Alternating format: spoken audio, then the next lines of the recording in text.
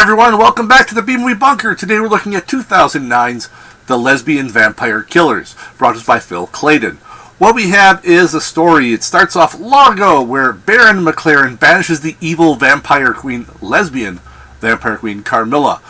This is not before she curses him and his offspring for generations to come. Enter modern day, and we have poor Jimmy, who's just broken up with his girlfriend for about the 78th time, Judy, who has left him very, very sad.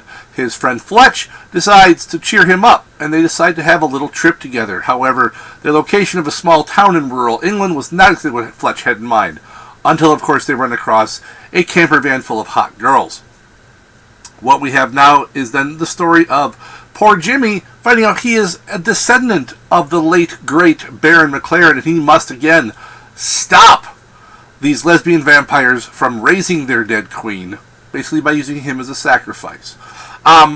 This movie, I wasn't sure what to expect when I first put it in. I mean, I was expecting something kind of cheesy and cornball, and this is to a degree, but it was actually better than I expected. It's a good little fun British horror comedy with some nifty little gore effects as well.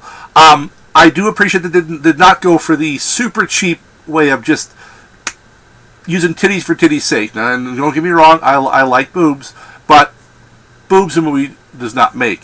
I mean, there's plenty of sexual innuendo, and there are women dressed in very, very skimpy clothing.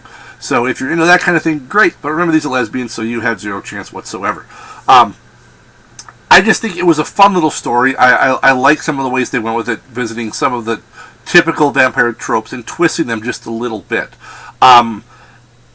I will say that it, I don't know, there's just, at times, and it may just be that I'm not British enough to get some of the humor, so some of the jokes fell a little flat with me, but overall I liked it.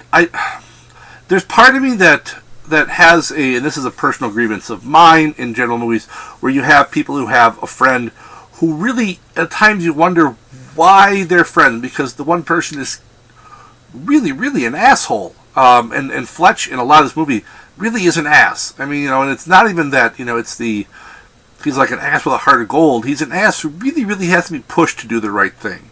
And, just because an asshole does the right thing, eventually doesn't mean they're not still an asshole.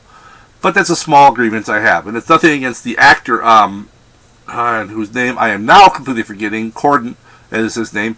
Nothing against him. I think he does very well in the role. And for a cheesy cornball flick, I think the acting is fine. But on a scale of 1 to 10, this is, sticking with theme, it's like that really attractive lesbian that who, likes all the same things you like, and you guys get along really well.